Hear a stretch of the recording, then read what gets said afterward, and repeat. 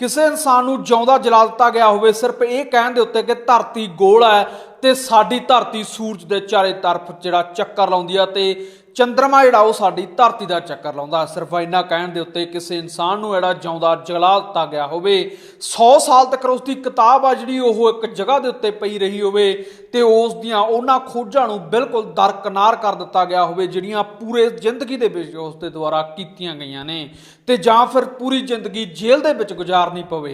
जी हाँ, बिल्कुल तुसीं सही सुन रहे हो। साडे द्वारा अज चंद्रयान के थ्रू चंद्रमा के उत्ते जाया जा चुक्या है। अमेरिका इस तो पहला इंसानां नूं चंद्रमा के उत्ते भेज चुक्या ते मंगल ग्रह तक भी असीं पहुंच कर चुके हैं। पर साइंस का यह सफर आ जिहड़ा वो इन्ना आसान भी नहीं सी। अज असीं AI दे विच वड़ चुके हैं, यानी कि AI साडे कोल जिहड़ा खुद सोच सकदा जे कंप्यूटर साडे कोल मौजूद ने। पर कोई समा जिहा सी जदों साइंस की गल करन दे उत्ते भी किसी इंसान नूं जिहड़ा फांसी दे उत्ते चढ़ा दिता जांदा सी ते उसदे की कारण सी, क्यों जिहा कीता जांदा सी, इस दे बारे विच भी गल करांगे ते साइंस दे ओह किहड़े-किहड़े विग्यानी सी जिन्हां दे नाल अजिहियां हरकतां कीतीआं गईयां। अज इन्हां दे बारे विच भी इस वीडियो दे विच गल करांगे। दरअसल कैथोलिक चर्च दे द्वारा हुण माफी मंगी गई आ उन्हां इतिहासक खोजां दे बारे विच जिन्हां इतिहासक खोजां नूं करन वाले साइंटिस्टां नूं उन्हां दे द्वारा जिउंदे जला दिता गया सी ते जां फिर मार दिता गया सी ते उन्हां दे बारे विच हुण कैथोलिक चर्च दे द्वारा जिहड़ी माफी मंग लई गई आ पूरी दुनिया तो। 17 ते सन सी 1600 शहर सी रोम शहर दे विच उस दिन पूरी तरह के नाल एक मनोरंजक दृश्य सी। पूरी तरह के नाल लोग आ जिहड़े वो जश्न मना रहे सी ते उस दिन चर्च के द्वारा एक अपराधी के खिलाफ फैसला सुनाया जाना सी ते उस फैसले दे विच सुनाया यह गया सी कि जो कि उस इंसान के अपराध ने वह बहुत ज़्यादा संगीन ने, उस दे कारण समाज के विच अराजकता फैल सकती है ते उस दीयां गल्लां जिहड़ियां ओह बाइबल के विरुद्ध ने ते इसे वजह के कारण उसनूं जिंदा जलाउण दा जिहड़ा चर्च के द्वारा प्रबंध किया गया सी।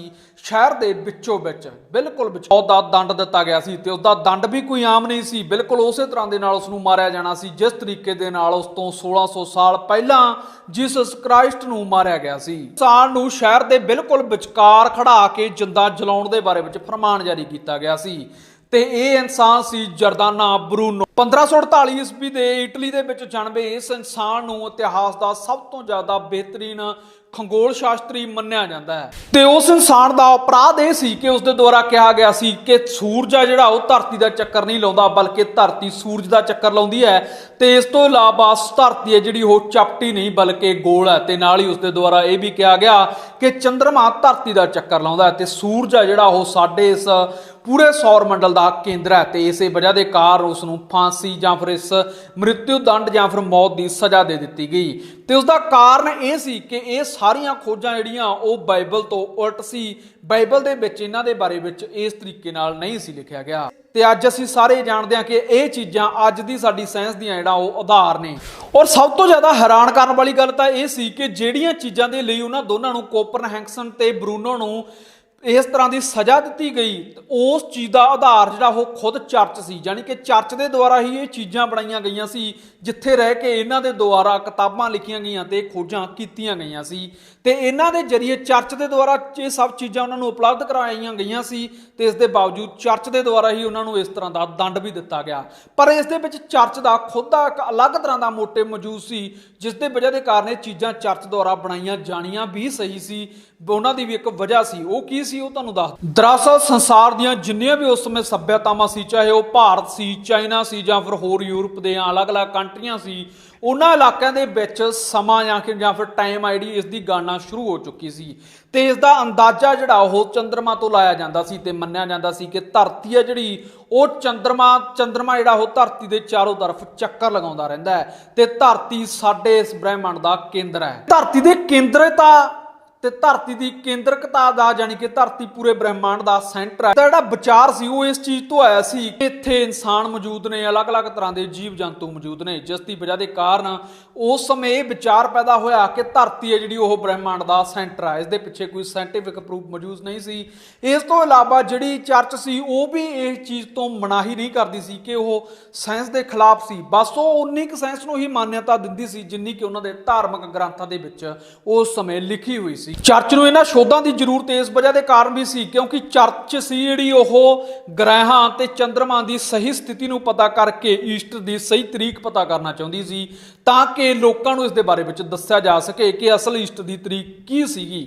ਤੇ ਇਸੇ ਵਜ੍ਹਾ ਦੇ ਕਾਰਨ ਉਸ ਦੇ ਦੁਆਰਾ ਇਹ ਸਾਰੀਆਂ ਚੀਜ਼ਾਂ ਜਿਹੜੀਆਂ ਉਹਨਾਂ ਨੂੰ ਸਾਡੀ ਦੁਨੀਆ ਦੇ ਵਿੱਚ ਲਿਆਂਦਾ ਗਿਆ ਤੇ ਅਲੱਗ-ਅਲੱਗ ਉਹਨਾਂ ਦੇ ਉੱਤੇ ਪ੍ਰਯੋਗ ਆ ਜਿਹੜੇ ਉਹ ਕਰਨੇ ਸ਼ੁਰੂ ਕਰ ਦਿੱਤੇ ਗਏ।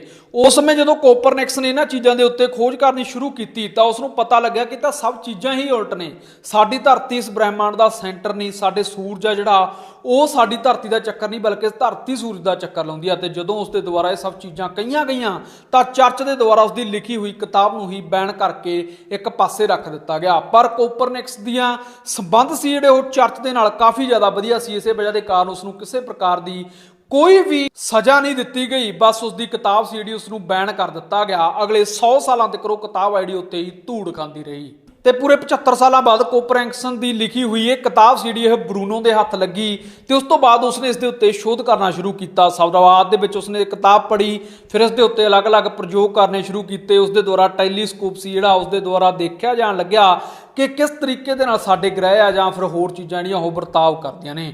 ਤੇ ਉਸ ਦੇ ਦੁਆਰਾ ਵੀ ਇਹੀ ਚੀਜ਼ ਪਾਈ ਗਈ ਕਿ ਕੋਪਰਨਿਕਸ ਬਿਲਕੁਲ ਸਹੀ ਸੀ ਤੇ ਉਸ ਦੇ ਦੁਆਰਾ ਜਿਹੜੀ ਖੋਜ ਕੀਤੀ ਗਈ ਸੀ ਉਸ ਦੇ ਤਹਿਤ ਹੀ ਸਾਡਾ ਬ੍ਰਹਿਮੰਡ ਆ ਜਿਹੜਾ ਉਹ ਕੰਮ ਕਰਦਾ ਹੈ। ਕਿਉਂਕਿ ਜਿਹੜੀ ਚਰਚ ਸੀ ਉਹ ਜ਼ਿਆਦਾਤਰ ਬਾਈਬਲ ਦੇ ਵਿੱਚ ਲਿਖੀਆਂ ਹੋਈਆਂ ਗੱਲਾਂ ਨੂੰ ਹੀ ਲੋਕਾਂ ਤੱਕ ਪਹੁੰਚਾਉਣਾ ਚਾਹੁੰਦੀ ਸੀ ਤੇ ਇਹ ਕਹਿੰਦੀ ਸੀ ਕਿ ਚਰਚ ਜਿਹੜੀ ਉਹ ਇਹ ਕਹਿੰਦੀ ਸੀ ਕਿ ਜਿਹੜੀਆਂ ਬਾਈਬਲ ਦੇ ਵਿੱਚ ਲਿਖੀਆਂ ਹੋਈਆਂ ਇਹ ਚੀਜ਼ਾਂ ਨੇ ਉਹ ਬਿਲਕੁਲ ਸਹੀ ਨੇ ਤੇ ਇਹਨਾਂ ਤੋਂ ਇਲਾਵਾ ਹੋਰ ਕੋਈ ਵੀ ਸੱਚ ਇਸ ਦੁਨੀਆ ਦੇ ਵਿੱਚ ਮੌਜੂਦ ਨਹੀਂ ਆ। ਤੇ ਇਸੇ ਵਜ੍ਹਾ ਦੇ ਕਾਰਨ ਉਸ ਦੇ ਦੁਆਰਾ ਜਿਹੜੀਆਂ ਅਜਿਹੀਆਂ ਖੋਜਾਂ ਕੀਤੀਆਂ ਜਾਂਦੀਆਂ ਸੀ ਜਿਹੜੀਆਂ ਬਾਈਬਲ ਦੇ ਖਿਲਾਫ ਹੋ ਸਕਦੀਆਂ ਸੀ ਉਹਨਾਂ ਨੂੰ ਉਸੇ ਵਕਤ ਹੀ ਖਤਮ ਕਰ ਦਿੱਤਾ ਜਾਂਦਾ ਸੀ। ਤੇ ਇਸ ਤੋਂ ਕਈ ਦਸ਼ਕਾਂ ਬਾਅਦ ਆ ਜਿਹੜਾ ਉਹ ਗਲੀਲੀਓ ਪੈਦਾ ਹੋਇਆ ਜਿਹੜਾ ਕਿ ਫਿਰ ਤੋਂ ਇਹਨਾਂ ਚੀਜ਼ਾਂ ਦਾ ਕੇਂਦਰ ਬਣ ਕੇ ਰਹਿ ਗਿਆ ਸੀ। ਤੁਹਾਨੂੰ ਇਹ ਪਤਾ ਹੋਣਾ ਕਿ ਗਲੀਲੀਓ ਦੇ ਨਾਲ ਕੀ ਹੋਇਆ ਸੀ। ਤੁਹਾਨੂੰ ਦੱਸ ਦਈਏ ਕਿ ਗਲੀਲੀਓ ਨੇ ਖੁਦ ਆਪਣੀ ਇੱਕ ਦੂਰਬੀਨ ਬਣਾਈ ਤੇ ਇਸ ਤੋਂ ਇਲਾਵਾ ਉਸਨੇ ਬਰੂਨੋ ਤੇ ਕੋਪਰਨਿਕਸ ਦੀਆਂ ਕਿਤਾਬਾਂ ਜਿਹੜੀਆਂ ਉਹ ਵੀ ਪੜ੍ਹੀਆਂ ਸੀ ਤੇ ਉਸ ਤੋਂ ਬਾਅਦ ਉਸ ਦੇ ਦੁਆਰਾ ਇੱਕ ਆਪਣੇ ਹੱਥਾਂ ਦੇ ਨਾਲ ਦੂਰਬੀਨ ਬਣਾਈ ਗਈ ਤੇ ਉਸ ਦੇ ਦੁਆਰਾ 3 ਦਸ਼ਕਾਂ ਤੱਕ ਜਾਨੀ 30 ਸਾਲਾਂ ਤੱਕ ਇਹਨਾਂ ਚੀਜ਼ਾਂ ਦੀ ਖੋਜ ਕੀਤੀ ਗਈ ਕਿ ਕਿਸ ਤਰ੍ਹਾਂ ਨਾਲ ਸਾਡਾ ਇਹ ਬ੍ਰਹਿਮੰਡ ਕੰਮ ਕਰਦਾ ਤੇ ਉਸ ਦੇ ਵਿੱਚ ਵੀ ਬ੍ਰਹਿਮੰਡ ਆ ਜਿਹੜਾ ਜਾਂ ਫਿਰ ਸਾਡਾ ਸੋਲਰ ਸਿਸਟਮ ਆ ਉਹ ਉਸੇ ਤਰ੍ਹਾਂ ਨਾਲ ਕੰਮ ਕਰਦਾ ਦੇਖਿਆ ਜਿਸ ਤਰੀਕੇ ਦੇ ਨਾਲ ਉਹਨਾਂ ਦੋਨਾਂ ਨੇ ਇਸ ਆਪਣੀਆਂ ਕਿਤਾਬਾਂ ਦੇ ਵਿੱਚ ਲਿਖਿਆ। ਤੇ ਇਸ ਤੋਂ ਬਾਅਦ ਗਲੀਲੀਓ ਨੂੰ ਵੀ ਇਹ ਗੱਲ ਕਹੀ ਗਈ ਜੇਕਰ ਉਹ ਮਾਫੀ ਮੰਗ ਲੇ ਤਾਂ ਉਸ ਨੂੰ ਛੱਡ ਦਿੱਤਾ ਜਾਊਗਾ। ਪਰ ਗਲੀਲੀਓ ਦੇ ਦੁਆਰਾ ਮਾਫੀ ਮੰਗਣ ਤੋਂ ਇਨਕਾਰ ਕੀਤਾ ਗਿਆ ਤਾਂ ਉਸ ਨੂੰ ਜੇਲ੍ਹ ਦੇ ਵਿੱਚ ਸੁੱਟ ਦਿੱਤਾ ਗਿਆ। ਤਾਂ ਉਸ ਵਕਤ ਉਸ ਦੀ ਏਜ ਸੀ ਜਿਹੜੀ ਉਹ 63 ਸਾਲਾਂ ਦੀ ਸੀ ਤੇ ਉਸ ਤੋਂ ਬਾਅਦ ਉਸ ਦੇ ਦੁਆਰਾ ਵੀ ਜਿਹੜੀ ਮਾਫੀ ਆ ਉਹ ਮੰਗਣ ਦੇ ਲਈ ਹਾਂ ਕਰ ਦਿੱਤੀ ਗਈ ਤੇ ਉਸ ਦੇ ਦੁਆਰਾ ਮਾਫੀ ਮੰਗੀ ਗਈ। ਪਰ ਚਰਚ ਦੇ ਦੁਆਰਾ ਗਲੀਲੀਓ ਨੂੰ ਕਦੇ ਵੀ ਜੇਲ੍ਹ ਦੇ ਵਿੱਚੋਂ ਬਾਹਰ ਨਹੀਂ ਕੱਢਿਆ ਗਿਆ ਸੀ। ਤੇ ਇਹਨਾਂ ਘਟਨਾਵਾਂ ਤੋਂ ਵੀ 1200 ਸਾਲ ਪਹਿਲਾਂ ਇੱਕ ਹਫੇਸ਼ੀਆ ਨਾਂ ਦੀ ਲੜਕੀ ਸੀ ਤੇ ਉਸ ਦੇ ਨਾਲ ਵੀ ਅਜਿਹਾ ਹੀ ਕੀਤਾ ਗਿਆ ਸੀ ਤੇ ਉਸ ਦੇ ਦੁਆਰਾ ਵੀ ਇਹਨਾਂ ਚੀਜ਼ਾਂ ਦੀ ਖੋਜ ਆ ਜਿਹੜੀ ਉਹ ਕੀਤੀ ਗਈ ਸੀ। ਮਤਲਬ ਕਹਿਣ ਦਾ ਇਹ ਹੈ ਕਿ ਅੱਜ ਅਸੀਂ ਬਹੁਤ ਸਾਰੇ ਤਰ੍ਹਾਂ ਦੀਆਂ ਟੈਕਨੋਲੋਜੀਜ਼ ਯੂਜ਼ ਕਰਦੇ ਹਾਂ। ਸਾਡੇ ਲਈ ਅੱਜ ਧਰਤੀ ਗੋਲ ਆ ਇਹ ਕਹਿਣਾ ਬੜਾ ਆਸਾਨ ਹੈ ਕਿਉਂਕਿ ਸਾਨੂੰ ਇਹ ਪਤਾ ਹੈ, ਸਾਨੂੰ ਇਹ ਬਚਪਨ ਤੋਂ ਸਿਖਾਇਆ ਗਿਆ। ਪਰ ਉਹਨਾਂ ਸਮਿਆਂ ਦੇ ਵਿੱਚ ਅਜਿਹੀਆਂ ਚੀਜ਼ਾਂ ਦੇ ਪ੍ਰਤੀ ਵੀ ਲੋਕ ਬਹੁਤ ਜ਼ਿਆਦਾ ਸੰਵੇਦਨਸ਼ੀਲ ਸੀ ਤੇ ਧਰਮ ਨੂੰ ਲੈ ਕੇ ਉਸ ਸਮੇਂ ਸਾਇੰਟਿਸਟਾਂ ਨੂੰ ਜਿੱਦਾਂ ਜਲਾ ਦਿਆ ਕਰਦੇ ਸੀ। ਜੇਕਰ ਤੁਹਾਨੂੰ ਇਹ ਵੀਡੀਓ ਚੰਗੀ ਲੱਗੀ ਹੋ ਤਾਂ ਸਾਡੇ ਚੈਨਲ ਨੂੰ ਫੋਲੋ ਲਾਈਕ ਸ਼ੇਅਰ ਜ਼ਰੂਰ ਕਰ ਲਿਓ। ਅਸੀਂ ਅੱਗੇ ਵੀ ਤੁਹਾਡੇ ਲਈ ਅਜਿਹੀਆਂ ਵੀਡੀਓ ਲੈ ਕੇ ਹਾਜ਼ਰ ਹੁੰਦੇ ਰਹਾਂਗੇ। ਧੰਨਵਾਦ ਤੁਹਾਡਾ ਵੀਡੀਓ ਦੇਖਣ ਦੇ ਲਈ। Thanks for watching. ਧੰਨਵਾਦ।